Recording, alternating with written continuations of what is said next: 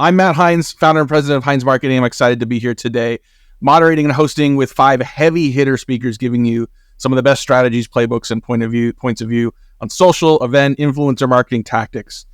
And our very first guest today on the happy hour, or the happy hour on the power hour, is Allyson Havener, the vice president of marketing at TrustRadius. We'll be diving into some of their research on the latest trends in buyer behavior to set us up for success, and keep in mind as well as we navigate another challenging market condition. So Allyson, thanks very much for joining us. Yeah, thanks, Matt. And maybe it's time for happy hour. Yeah, you know what? Power hour, happy hour. There's no judging here. But maybe just for folks that don't know you, talk a little bit about yourself, TrustRadius, and the research you've been doing to identify and sort of quantify some of the gaps between buyers and sellers.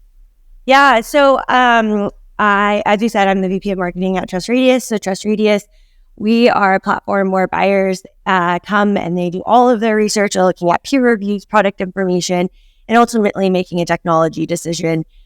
So one of the things that we do year over year, so this is the 7th annual report that we've done called the B2B Buying Disconnect. So we do a bunch of research. We're researching, surveying all the buyers that are coming to our site, and really trying to understand what's their mindset, what's really motivating them, how are they making decisions, what are the considerations, and how is that changing over time. The other thing we do is we look at what marketers are, how they're going to market, and then we find the disconnects between the two. So the differences between buyers' expectations and the way that marketers interact with them. It seems like buying mindsets continue to evolve as technology evolves, just as accessibility of information evolves. With the recent economic shifts and uncertainties piling on, what are some of the challenges you're seeing when it comes to understanding and activating the current real-time B2B buyer's mindset?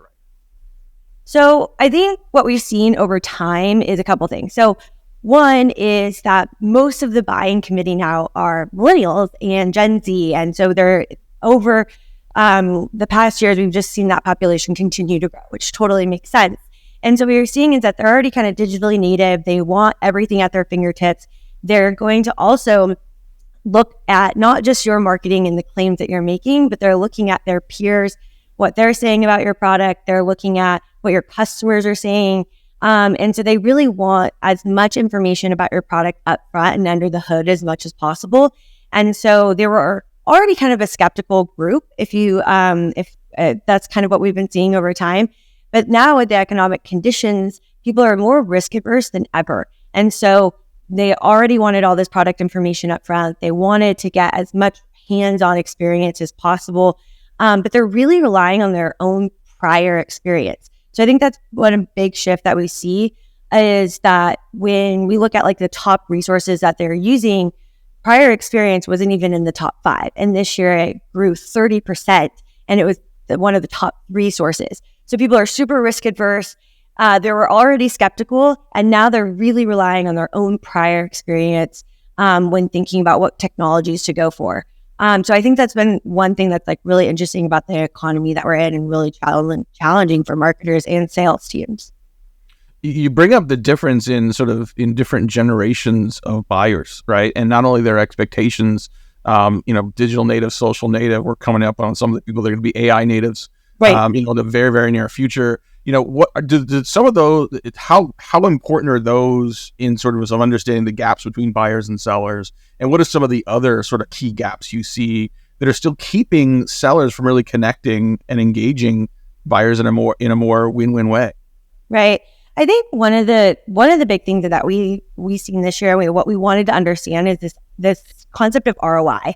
I think it's a really broad statement. A lot of people are changing their marketing messaging around hey, this is how much we're going to impact your revenue. And there's a lot of this kind of ROI messaging. But one of the big disconnects that you see is that buyers are actually really looking for ROI when it comes to time and cost.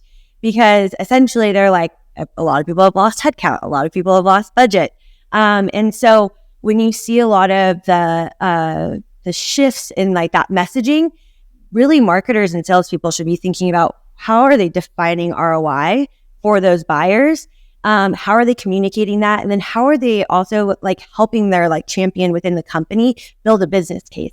Because the other thing that we saw this year that was super interesting is that the C-suite is becoming more and more involved in purchase decisions, which it was actually shifting the other way prior to this current like economic climate that we're in. It was actually becoming more democratized. And now the CFO is involved, or, other C-suite members. And so you really you have to think about, how are you making that champion? How are you giving them that business case that's going to essentially how they're going to have to sell it internally as well? Yeah, boy, I think, what people are pivoting to now in this economic uncertainty, like they feel like pivots in a downturn, but really it's honing what should be best practices in any given market, right? Like when people were previously maybe greenlighting 4 to 5 nice to haves, now they're greenlighting 1 to 2 need to haves. But the discipline we're creating now feels like it should be the same kind of discipline we should keep when we're back to an economic straightaway. What are you seeing companies do well right now in sort of stack ranking those prioritizations and building that discipline that is going to last well beyond whatever economic uncertainty we're in right now?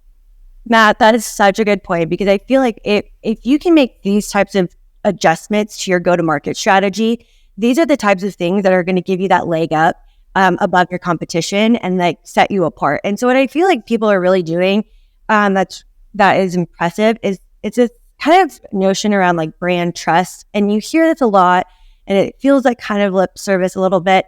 But I think the brands that do a few things. One, they put their customers front and center. I think customer voice is so important, and getting them on the record, getting their results, having them be your advocates. If you think about what I mentioned earlier, is that prior experience is now it's going to be one of the most important kind of resources for a decision.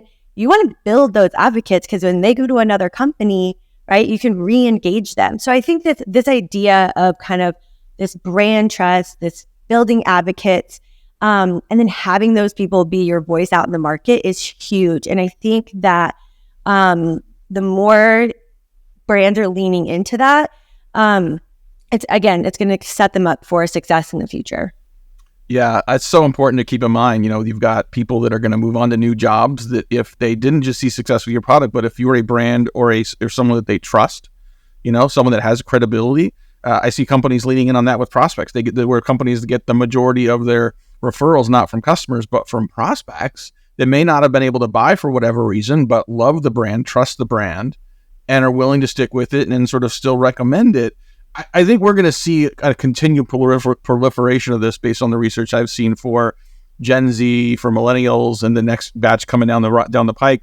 What do you see as the trends going into next year, 2024 and beyond? What do you think we need to be focused on?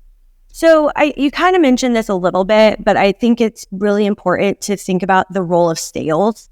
So, if I always think about this trend that's happening, and you kind of hear like this brand gen and people just trying to create demand versus capturing it.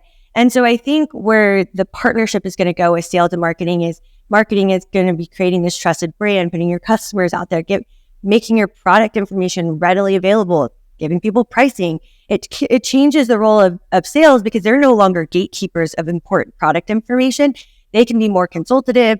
If you have that trusted brand, more doors are going to open for them when they're reaching out. And so I think that's something to think about when you're kind of building your strategy, is that alignment with sales and giving them that kind of opportunity to be consultative. And that will also help from a brand trust perspective, right? Nobody likes cold calling. Nobody likes a million emails.